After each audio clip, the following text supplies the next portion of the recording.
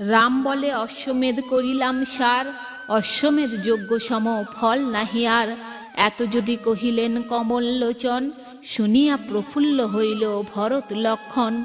রাম যজ্ঞ করিবেন ব্রহ্মা হর্ষিত, ডাক দিয়া বিশ্বকর্মে আনিল তরিত।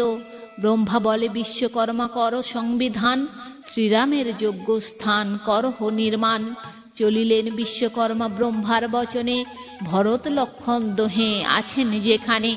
সেইখানে বিশ্বকর্মা করিল গমন, বিশ্বকর্মে দেখি হর্ষিত দুইজন। নানা রত্ন আনি দিল বিষয়ের স্থানে, যজ্ঞশালা বিশ্বকর্মা করেন গঠনে। ভরত লক্ষণ ঠাট দুই অক্ষহিনী, ভাণ্ডার হইতে রত্ন বহিয়া যে আনে।